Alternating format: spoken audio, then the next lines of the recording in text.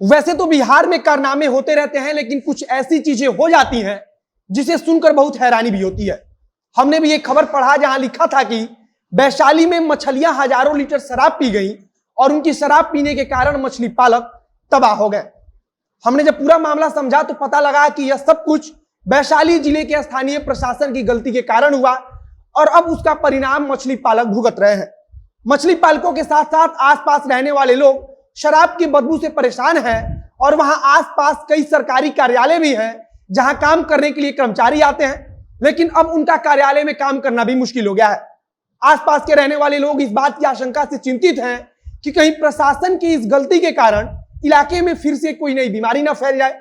जो मछली पालक हैं वह स्थानीय प्रशासन से मुआवजे की मांग कर रहे हैं, लेकिन यह सब कुछ कैसे हुआ और प्रशासन ने कहां चूक कर दी, यह जानना भी जरूरी है।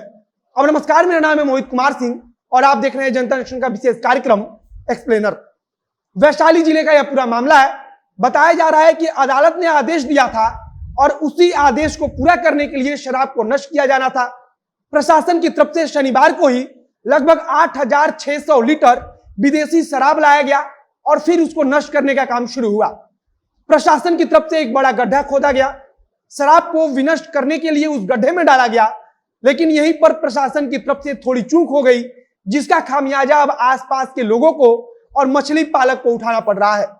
जानकारी के मुताबिक प्रशासन ने जहां गड्ढा खुदवाया वहां बगल में ही एक पोखरा था। प्रशासन को इस बात का ध्यान नहीं रहा कि तालाब में पानी का लेवल ऊपर है और अगर इस प्रकार से उसके ठीक बगल में गड्ढा खोदकर शराब डाला जाएगा तो यह रिस कर तालाब में मिल जाएगा। इस बात का अंदाजा प्रशासन को नहीं था। प्रशासन की तरफ से शराब को उसी गड्ढे में डलवा दिया गया। धीरे धीरे शराब रिस कर तालाब में मिलने लगा।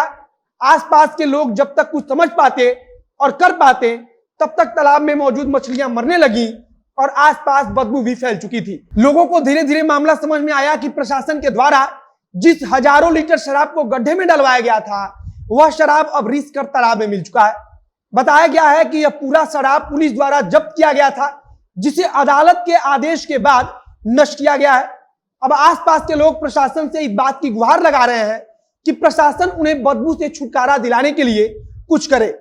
तालाब में शराब मिलने के कारण तालाब की मछलियां मर गई हैं और अब मछली पालक इस बात से परेशान है कि मछलियों के मरने से जो आर्थिक नुकसान हुआ है उसकी भरपाई वह कहां से करेंगे। मछली पालक का कहना है कि वैशाली जिला प्रशासन के कारण उसे इतना बड़ा आर्थिक नुकसान उठाना पड़ा है और अब वह चाहता है कि जिला प्रशासन की तरफ से उसके बदले उसे मुआवजा दिया जाए। दूसरी तरफ आसपास के लोग और आसपास के कार्यालयों में काम करने वाले कर्मचारी तेज बदबू से परेशान है और इसके बारे में प्रशासन का कहना है कि तालाब में चूना और ब्लीचिंग पाउडर का छिड़काव कराया जाएगा। प्रशासन के अनुसार ब्लीचिंग पाउडर और चूना के छिड़काव के बाद वापस से तालाब में मछली का पालन हो सकता है, लेकिन सवाल यह है कि प्रशासन की गलती के कारण जिस मछली पालक को नुकसान उठाना पड़ा है उसकी भरपाई कौन करेगा। प्रशासन को इस बात का ध्यान देना चाहिए था कि जो गड्ढा खोदा गया है उसका लेवल बगल में जो तालाब मौजूद है उसके पानी के लेवल के समानांतर तो नहीं है। इसके अलावा दुर्गंध के कारण प्रखंड मुख्यालय के पास मौजूद तमाम सरकारी कार्यालयों में काम करने वाले कर्मचारी परेशान हैं और वे चाहते हैं कि इस पर तत्काल कोई कार्रवाई कर बदबू खत्म करने का उपाय निकाला जाए। पास में ही प्रखंड कार्यालय, अंचल कार्यालय तथा तमाम अन्य कार्यालय मौजूद हैं। अब आगे देखना होगा कि स्थानीय प्रशासन की तरफ से क्या कार्रवाई की जाती है तथा सबसे महत्वपूर्ण कि जिस मछली पालक का नुकसान हुआ है उसकी भरपाई का रास्ता किस प्रकार से निकाला जाता है।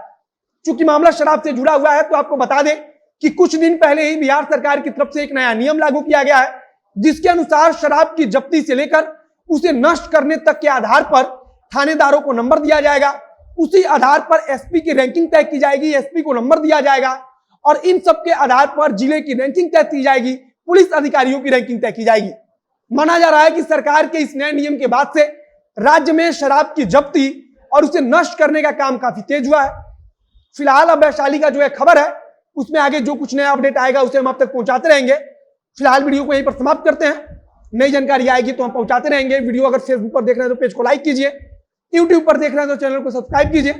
मिलते हैं फिर बहुत जल्द अगले वीडियो में। कैमरे के पीछे खड़े हैं पीयूष रसिया और मैं मोहित कुमार सिंह। धन्यवाद।